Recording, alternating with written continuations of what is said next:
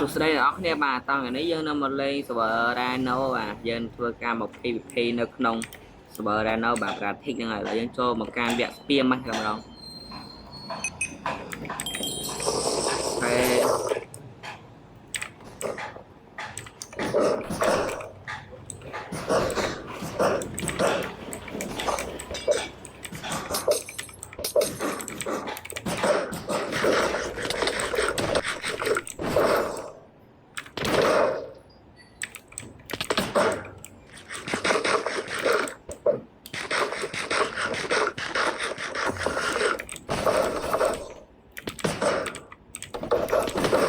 អូឡើង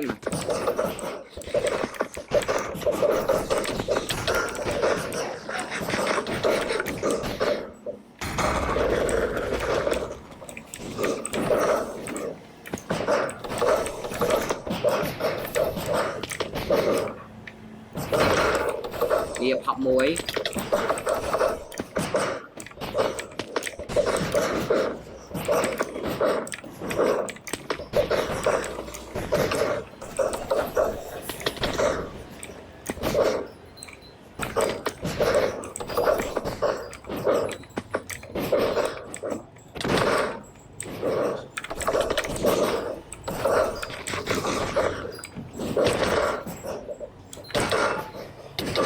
ចុយ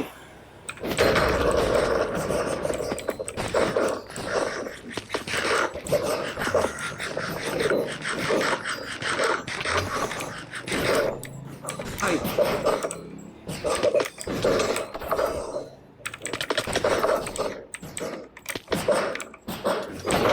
នេះស្ថានមួយផក់មួយទៀតហើយចុយ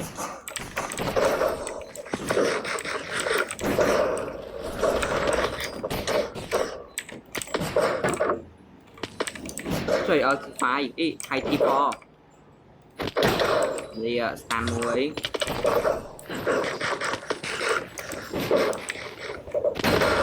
នេះផប់មួយហ៎ផប់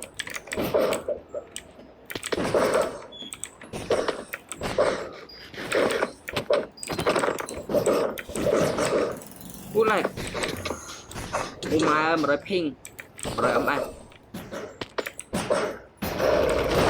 thì thầy thì phó này kê ôi trời thầy thì phó này kê trong số thầy hay thì phó này kê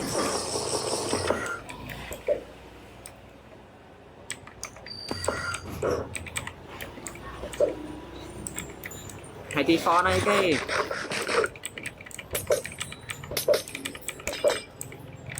thầy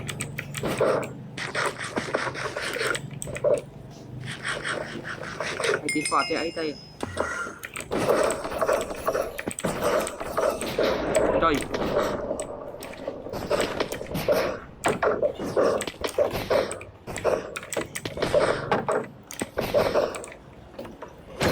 đi phạm ơi tôi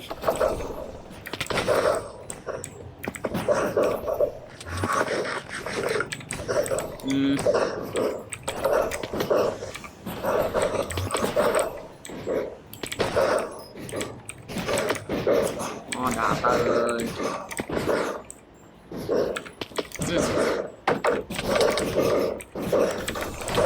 trời cả đây bà đã tới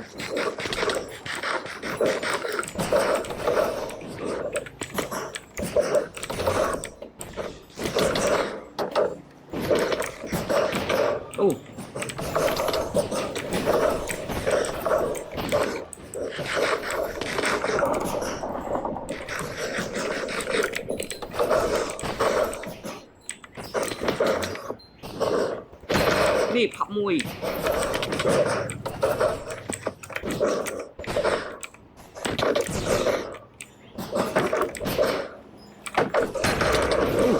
không bình nhỏ lô về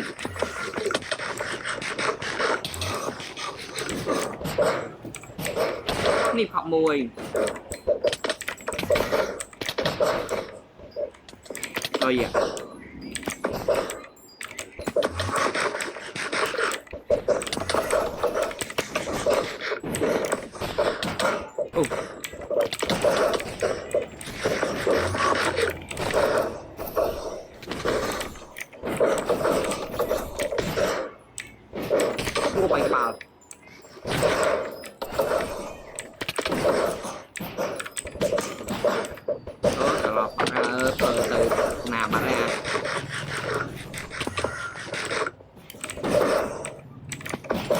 còn vài cái ngọc muối nữa đặt cái pop đẹp ăn vài cái ngọc học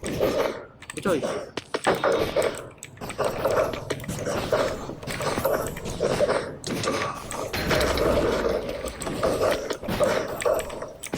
P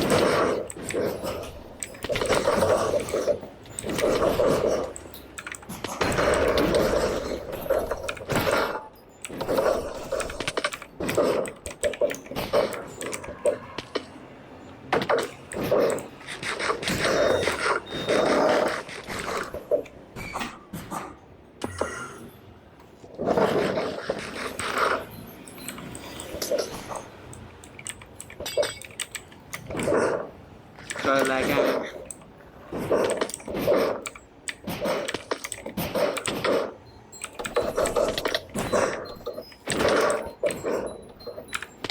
trời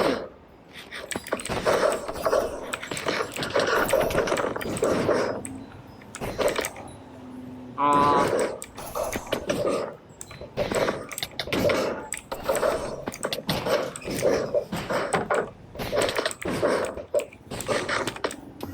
mà rồi âm ai hơi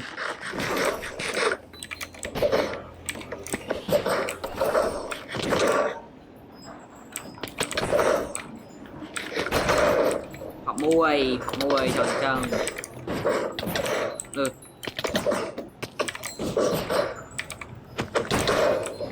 ô lấy nha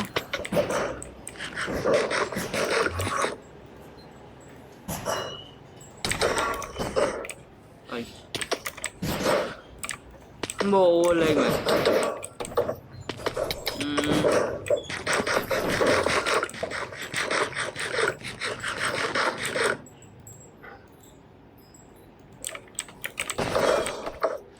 ô đã tới mình đã tới xa slow này AP lại AP thoát từ video cam cho bạn thấy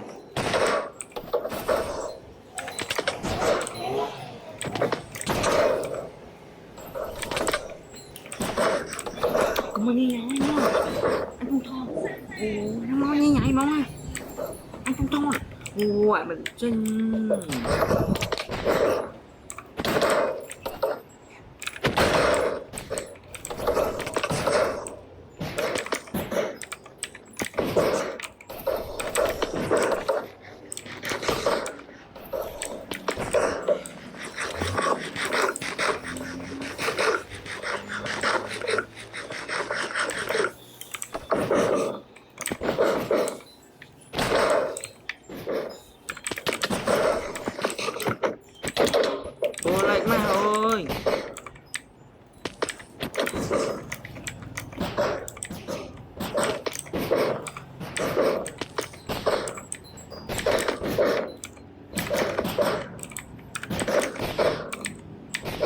Ủa mũi nó đá ra một lỗ hô đó mày.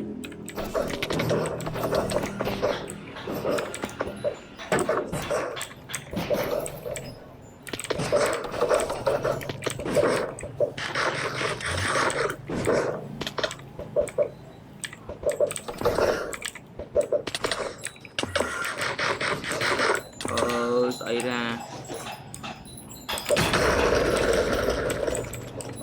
thêm một hơi.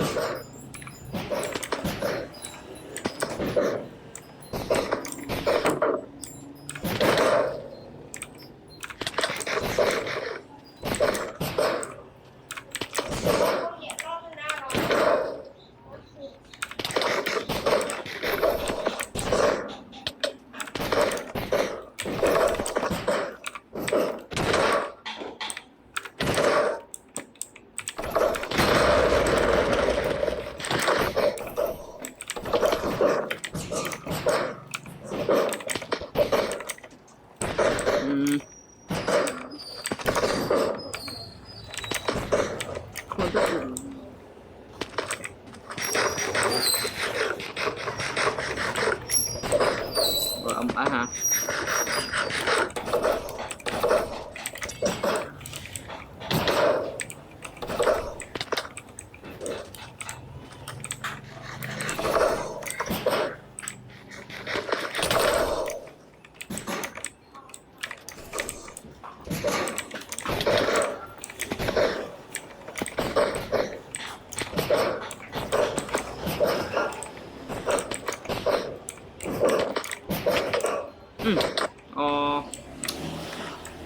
đôi em phần đó nha bạn bật like subscribe để mưa phong mặt bài